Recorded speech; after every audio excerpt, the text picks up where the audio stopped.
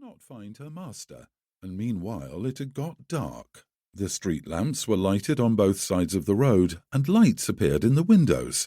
Big, fluffy snowflakes were falling and painting white the pavement, the horses' backs and the cabmen's caps, and the darker the evening grew, the whiter were all these objects. Unknown customers kept walking incessantly to and fro, obstructing her field of vision and shoving against her with their feet. All mankind Kashtanka divided into two uneven parts, masters and customers. Between them there was an essential difference. The first had the right to beat her, and the second she had the right to nip by the calves of their legs. These customers were hurrying off somewhere and paid no attention to her. When it got quite dark, Kashtanka was overcome by despair and horror. She huddled up in an entrance and began whining piteously. The long day's journeying with Luka Alexandrich had exhausted her. Her ears and her paws were freezing, and what was more, she was terribly hungry. Only twice in the whole day had she tasted a morsel. She had eaten a little paste at the bookbinder's, and in one of the taverns she had found a sausage skin on the floor, near the counter. That was all. If she had been a human being, she would have certainly thought, "No, it is impossible to live like this. I must shoot myself." Chapter 2. A Mysterious Stranger. But she thought of nothing. She simply whined. When her head and back were entirely plastered over with the soft feathery snow, and she had sunk into a painful doze of exhaustion, all at once the door of the entrance clicked, creaked, and struck her on the side. She jumped up. A man belonging to the class of customers came out. As Kashtanka whined and got under his feet, he could not help noticing her. He bent down to her and asked, "Doggy, where do you come from? Have I hurt you? Oh, poor thing, poor thing. Come, don't be cross, don't be cross. I'm sorry."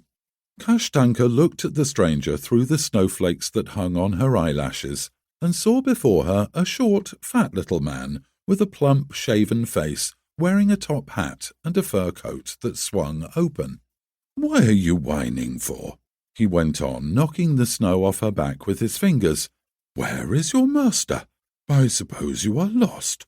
Ah, poor doggy, what are we going to do now?" Catching in the stranger's voice a warm, cordial note, Kashtanka licked his hand and whined still more pitifully. "Oh, you nice funny thing," said the stranger. "A regular fox. Well, there's nothing for it. You must come along with me. Perhaps you will be of use for something. Well." He clicked with his lips and made a sign to Kashtanka with his hand, which could only mean one thing. "Come along." Kashtanka went.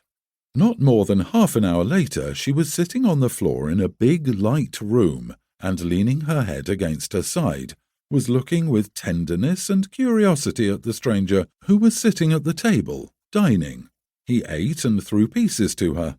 At first he gave her bread and the green rind of a cheese, then a piece of meat, half a pie and chicken bones, while through hunger she ate so quickly that she had not time to distinguish the taste, and the more she ate, the more acute was the feeling of hunger.